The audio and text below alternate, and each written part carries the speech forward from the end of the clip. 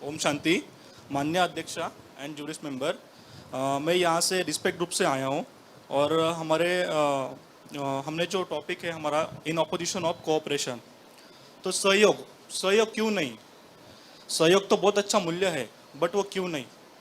मैं आपको एक बताना चाहता हूँ कि यहाँ पे गांधी जी ने जो मिशन लाया था 1920s में, नॉन कोऑपरेशन, क्यों नॉन कोऑपरेशन लाया था। सहयोग एक लिमिट तक, बट उससे ज़्यादा नहीं। आपने बिल्कुल सही कहा, सहयोग एक लिमिट तक, लेकिन वो लिमिट कौन तय करता है। हमने जैसा कि देखा और अभी जिक्र भी इस बात का हुआ था कि 1857 वॉर में हम क्यों आज़ाद नहीं हुए, क्यों हमें 90 साल और लग गए। उसका सिर्फ एक और कारण है कि उस वक्त हमारा देश संयुक्त नहीं था, वो एक साथ नहीं था। तब भी हमारा देश प्रांतों लोगों के बीच में बटा हुआ था। लेकिन नॉन कॉपरेशन मूवमेंट में जब हम गांधी जी अपने मुस्लिम भाइयों को साथ लेने के लिए और उन्होंने खिलाफत मूवमेंट के साथ हाथ मिलाया, तभी हमारे देश के सभी वर्ग एक साथ मिले और कॉपरेशन मूवमेंट करी। वो नॉन कॉपरेशन सिर्फ नाम का नॉन कॉपरेशन था, तो वो कॉपरेशन था अपने मुस्लिम भाइयों के साथ एक साथ देश की आज़ादी में जुट जाने के लिए। अगर वो नॉन कॉपरेशन नहीं स्टार्ट करते तो आज भी अंग्रेज हमारे पे 50 साल तक और हमारे पे राज कर सकते थे। आप जब बिल उन्होंने जब उन्होंने नॉन कॉपरेशन स्टार्ट किया, उसके बाद ही जब चेंज होते रहा, नहीं तो उससे पहले सब जैसे अंग्रेज जैसे कह रहे हैं वैसे ही सब कर रहे थे। आप बिल्कुल सही कह रहे हैं, लेकिन आप भी तो सहयोग का ही सपोर्ट कर रहे हैं। जैसा कि उन्होंने सहयोग मांगा, लोगों ने सहयोग दिया, कॉपरेशन हुआ, और तब अगले ये 30 सालों में हमें दिया। कॉपरेशन नहीं, नॉन कॉपरेशन स्टार्ट किया। नॉन कॉपरेशन लेकिन सहयोग मांगा। अगर चलिए उसमें आगे बढ़ते हैं कि उन्होंने ब्रिटिशर्स को सहयोग देने से मना कर दिया, बिल्कुल सही। लेकिन सहयोग देने से क्यों मना करा, हर चीज की एक लिमिट होती है। हमने तो सहयोग उन्हें वर्ल्ड वॉर 2 में 1940s में भी दिया था, जबकि ये नॉन कॉपरेशन मूवमेंट 1920s में हुई थी। लेकिन वो फिर भी नहीं माने, फिर भी उनका जमीर नहीं हुआ।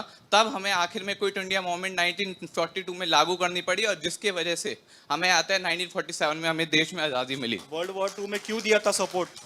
वो क्यों दिया था, क्योंकि वो उन्होंने हमें प्रॉमिस किया था कि हम उसके बाद में जब वहाँ की हम कॉन्स्टिट्यूंसी जीत लेंगे, उसके बाद में आपको हम इंडिपेंडेंस देंगे। बिल्कुल, तभी हमने सपोर्ट किया था। उससे पहले हमने बिल्कुल नॉन कोऑपरेशन ही हम सपोर्ट कर रहे थे उसके लिए। आप बिल्कुल सही कह रहे हैं। लेकिन जैसा कि हमारी दीदियां, यहाँ सभी भारतीय हमारे मानते हैं कि हमें अंततः तक शांति का प्रस्ताव रखना चाहिए, और वो हमारे लीडर्स द्वारा वो आखिरी शांति का प्रस्ताव था जिसके थ्रू जो हमने वायलेंस देखी, काश वो अवॉइड की जा सकती थी। इस वजह से वो हमारा अंतिम शांति प्रस्ताव था, जैसे श्री कृष्ण जी दुर्योधन के पास लेके गए थे।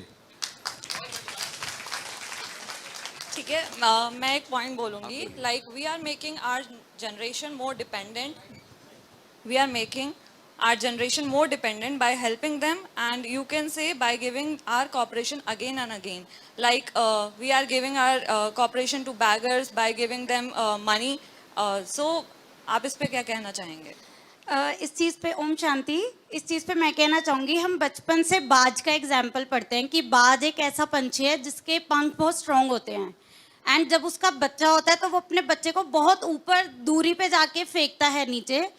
इसका मतलब ये नहीं है उसने कोऑपरेट नहीं किया, वो कोऑपरेट करता है, पर जैसे उसका बच्चा जमीन पे गिरने वाला होता है, बाज एक सपोर्ट देता है उसे, एक कोऑपरेट करता है उसके साथ। और इसमें मैं एक बात और ऐड करना चाहता हूं कि जैसे कि आप कह रहे हैं कि बैगर्स को सपोर्ट, अगर किसी एक ऐसे इंसान है जो खुद सामर्थ्य नहीं है, अगर हम उसे किसी काबिल बना देते हैं, इससे ज्यादा हमारे जीवन में क्या योगदान किया जा सकता है। पर जिन लोगों को हम पैसा दे रहे हैं वो ज़रूरी नहीं है वो सही चीज़ों में यूज़ करें। लाइक आपने देखा होगा काफ़ी बैगर्स जो हैं वो ड्रग एडिक्ट हो जाते हैं क्योंकि हम उन्हें पैसा देते रहते हैं और वो और काम नहीं करते। एक्चुअली जब हम सहयोग की बात करते हैं, कोऑपरेशन की बात करते हैं, तो हम ये नहीं कहते कि हम गलत चीज़ों को भी कोऑपरेट करेंगे। कोई इंसान यहाँ के लड़ाई दंगे फसाद करना चाह रहे हैं एंड हम उसे कह रहे हैं चलो चलो भैया हम भी आपके सपोर्ट में हैं। इट इज़ लाइक हम सिर्फ वैल्यू को कोऑपरेट करने की बात करते हैं। जैसे बाबा कहते हैं योगी बनो सहयोगी बनो, चंद्रिका दीदी ने अभी डिफाइन किया था। तो हम ये नहीं कहते कि तुम कुछ भी करो एंड हम आपके सपोर्ट में हैं। अब मैं आपको बताता हूँ सहयोग क्यों नहीं। आपको एक एक्सपेरिमेंट हुआ है लैब में, वो मैं बताना चाहता हूँ। तितली का एक एग होता है, जो जन्म उसका होना होता है, तो वो एग से बाहर निकलने की कोशिश करता है और वो सब कुछ खुद के वजह से खुद को ही करना पड़ता है। एक्चुअली वो उसको कोई सपोर्ट नहीं कर सकता। तो वो उसको तड़पते तड़पते देखता है एक बच्चा उसी में, वो उसको सपोर्ट करने जाता है। तो वो सपोर्ट करने की वजह से, उसको सहयोग देने की वजह से वो बच्चा मर जाता है। तो ये सहयोग जो है एक लिमिट तक होता है कोई भी चीज का। जी आप बिल्कुल सही कह रहे हैं। सहयोग जो है वो टेम्पररी है। मैं आपकी बात से एग्री जब करता तक हूँ। हम सबको सेल्फ सफिशिएंट ना बना दे, एक पुश देना अलग बात है, बट उसके बाद उसे सेल्फ सफिशिएंट होना बहुत जरूरी है। आप बिल्कुल सही कह रहे हैं। एक सहयोग एक हद तक होना चाहिए, एक लिमिट तक, सेल्फ सफिशिएंट बनाने तक, और उसी सहयोग की हम सहमत में हैं।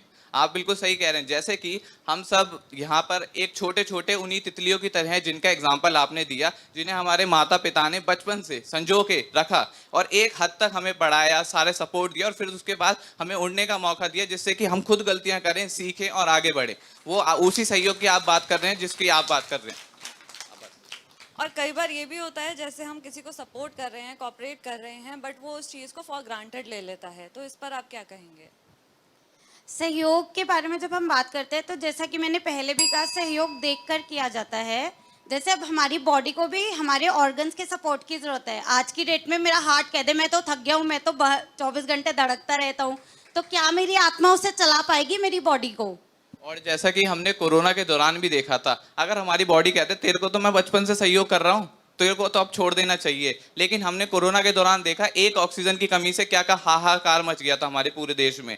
सहयोग की कोई लिमिट नहीं है। जैसा कि हमारी दीदियां सिखाती हैं हमें कि तुम बस करते जाओ, अपने जीवन को समर्पित करो अपने आदर्शों के मूल्य के प्रति, और वो सहयोग ही तुम्हारे जीवन का अतः लक्ष्य बन जाएगा।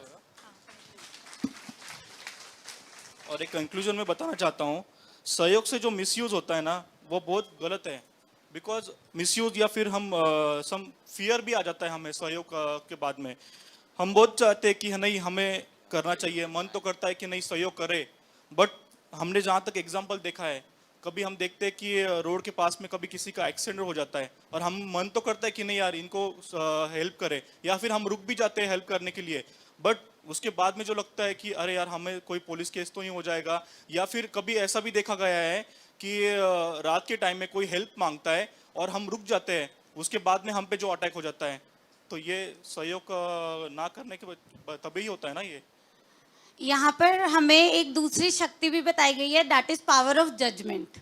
वहाँ पे हमें पावर ऑफ जजमेंट का यूज करना होता है। लेकिन तब पावर ऑफ जजमेंट हमें करना, ये देखना चाहिए कि पावर ऑफ जजमेंट काम करेगा या नहीं करेगा। इसके लिए अगर हम समझ लो हमें नहीं, हमें ये सेल्फिश नहीं बनना है, करना है हेल्प, अगर हम फंस जाए उसमें तो बाबा हमेशा कहते हैं कि बचाने वाला हमेशा बड़ा होता है, बाबा हमेशा उसका साथी है। और एक चीज हम इसमें कह सकते हैं कि यहाँ पर भी आप धन्यवाद।